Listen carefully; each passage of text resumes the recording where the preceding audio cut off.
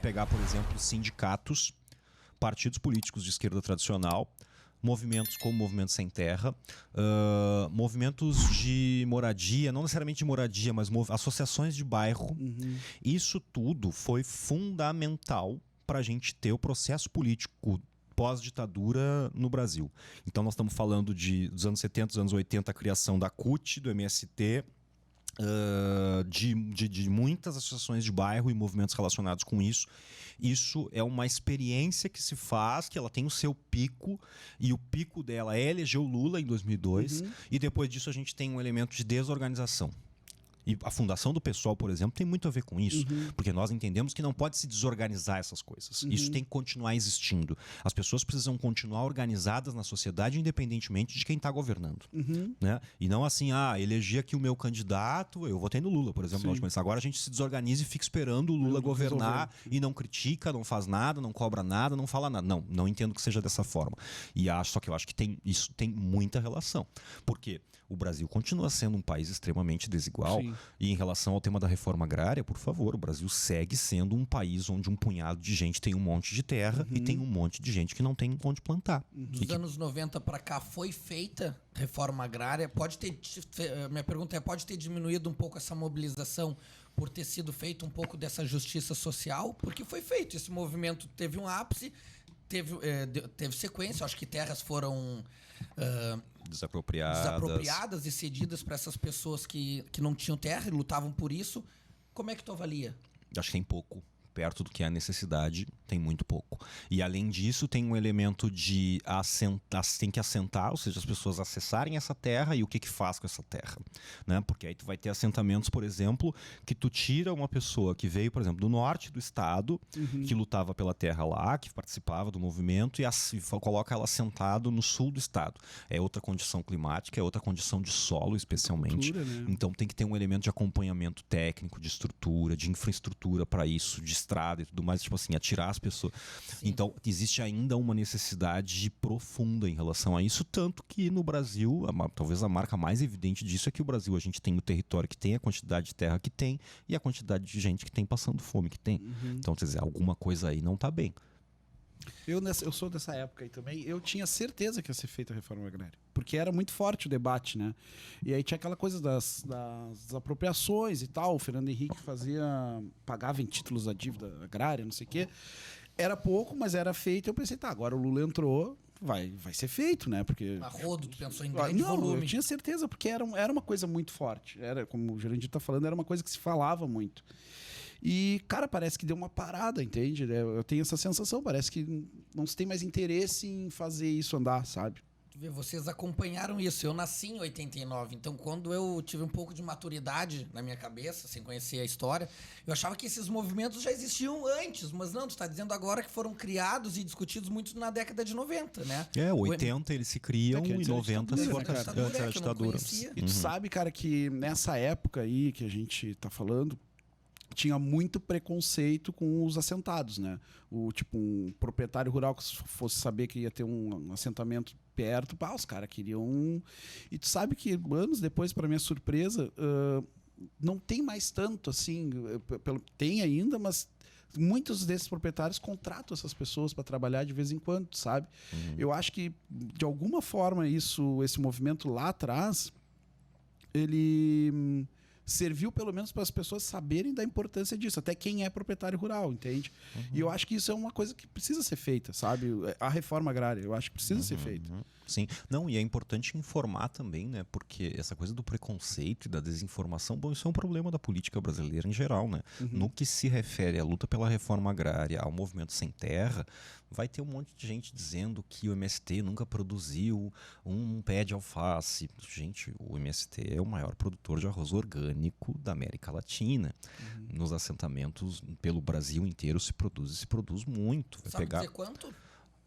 Não sei o dado exato, mas isso tem... É que eu sou curioso, eu gosto de saber números, sim, mas não, se mas soubesse... não tenho essa memória, assim, exata de cabeça, mas tem, por exemplo, no site do MST, certamente tem essa informação, tem. assim, que a gente vai ali e consulta, tem. Para além disso, muita produção, por exemplo, pega esses momentos de crise, pandemia, né? Tipo assim, com a distribuição de alimentos, um problema no Brasil, as pessoas, o MST fazendo caravanas para distribuir alimentos em determinadas comunidades, então, assim, tem produção, né? Obviamente que aí nós vamos entrar numa coisa de escala, quer dizer, a grande até no que tu agricultura. falou, do cara não ter assistência, não ter... Né? Exatamente. Porque também o agro brasileiro cresceu muito devido ao trabalho da Embrapa também, né? Aumentou muito a produtividade e tal, e talvez a Embrapa já tenha auxiliado os produtores do movimento alguma vez? Eu acho que sim. Sim, não sim. com a intensidade, assim, não com a intensidade que tem, é isso, né? Uma empresa pública que também responde...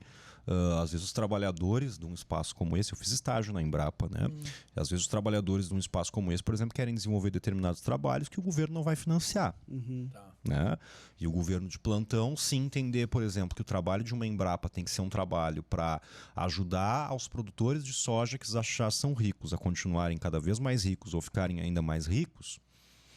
Sim, não vão dar atenção para as necessidades ali do MST que produz muito menos quantidade comparado a eles. Aí tu vai ter aqui, por exemplo, em Pelotas, a gente tem uma unidade da Embrapa, que é a Estação Experimental Cascata, onde eu tive a honra de fazer estágio, que tem ali um grupo de 12 pesquisadores, acho que ainda é por aí o número, que é especificamente para a agricultura familiar na perspectiva da agroecologia. Isso, assim, isso é uma coisa maravilhosa que tem em Pelotas, que pouca gente sabe, que é muito pelotense, assim, muito legal mesmo, trabalho maravilhoso. Então nós estamos falando de pesquisa em batata para agricultura familiar e agroecologia. Nós estamos falando de pesquisa em produção de mel e as abelhas, a saúde das abelhas, a importância delas nos ecossistemas, as abelhas nativas do nosso estado. Então tem muita coisa interessante.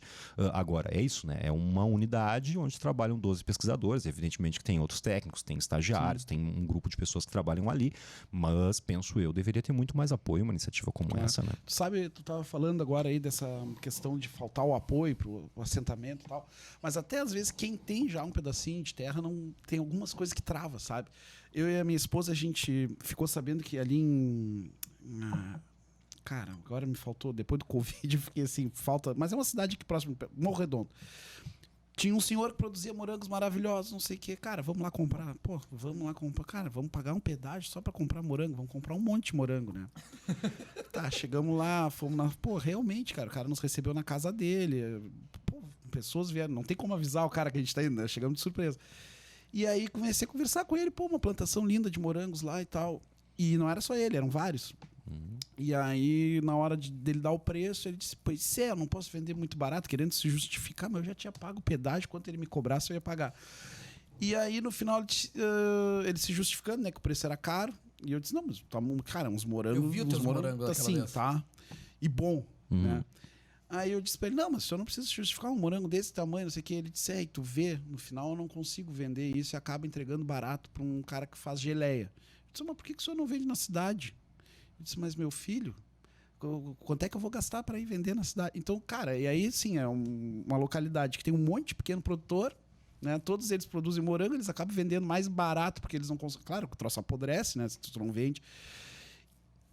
E tem um mercado consumidor inteiro aqui, entendeu? E eles não conseguem chegar até aqui. Então, até às vezes, o cara recebe a terra, ou não é um assentado e tal, e não tem meios de produzir e não tem meios de vender. Então tem barreiras que a gente nem imagina, né? No dia a dia. Imagina um cara que é assentado.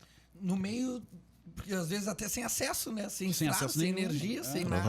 Porque também não basta dar a terra, né? Tu tem que dar condições para que a pessoa viva na terra, produza na terra e tal. Não, e a agricultura familiar é isso, né? Porque é pequena produção, de qualidade, porque o cara produz... Cara, imagina, é ele que planta, é ele que olha, a família dele, né? E um registro só que eu acho importante fazer em relação a isso, porque você tem certeza e respeito as pessoas que pensam diferente do que eu penso, mas alguém deve estar nos vendo e pensando assim, nossa, esses caras estão falando de dar mais ajuda, além de dar a terra, tem que dar ajuda e tudo mais. Tem gente que pensa isso. Eu respeito porque eu acho que é legítimo e tô aqui, normalmente me coloco à disposição para explicar por que eu defendo as coisas que eu defendo.